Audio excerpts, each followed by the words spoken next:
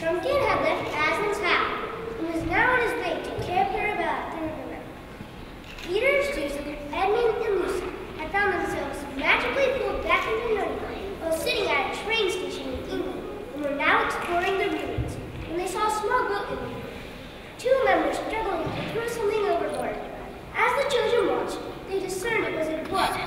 Quickly, the children sprang into action to rescue the dwarf and were now getting acquainted with trouble.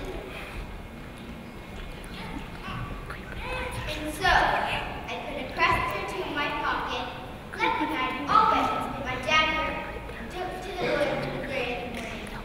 I'd been plugging away for many hours when there was a sound I never heard the like of in one more day. And I won't forget that.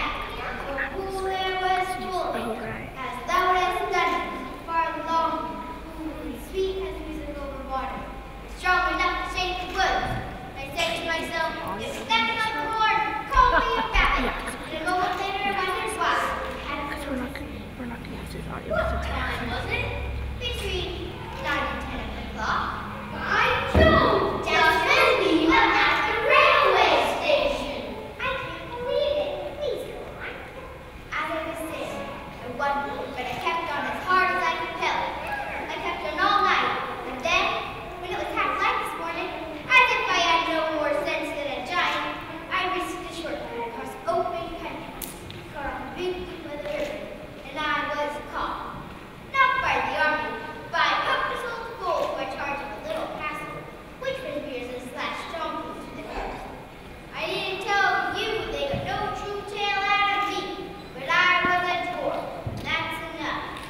But lobsters and lollipops, anybody else would run me through there and then, and nothing else to do for him, short of a grand execution, sending me down to ghosts, the whole ceremony away.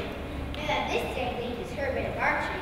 That was pretty archery too, let me tell you. And here we are, without my armor, of course, for they took that too.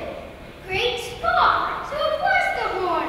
Your horn, Sue, that dragged us all off the sea from the platform yesterday morning. I can hardly believe it, and yet it all fits in. I don't know why you shouldn't believe it, if you believe in magic at all. Aren't there lots of stories about magic forcing people out of one place, out of one world into another? I mean, when a magician in the Arabian Nights called a Patini, it has to come, and you have to come just like that. Yes, I suppose what makes it feel so odd is that in the stories, it's always someone in our world who does the calling. One doesn't really think about where the genie's coming from. And now we know what it feels like for the genie. God, it's a bit uncomfortable to know that we can be whistled for just like that. It's worse than what Paula says about living at the mercy of the But telephone. we want to be here, don't we? If Aslan wants us. Meanwhile, what are we to do? I suppose I just go back to Caspian and tell him that no help has come. No help? But it has worked. And here we are. Yes, to be sure. I see that, but, well, I mean, but don't you see it, who we are? Yes, I suppose you're the four children out of the old stories. And I'm very glad to meet you, of course. It is very interesting.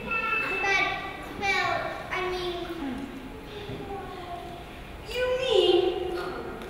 Do get on and say whatever you're going to say. Well, no offense, but the king and truffle hunter and Dr.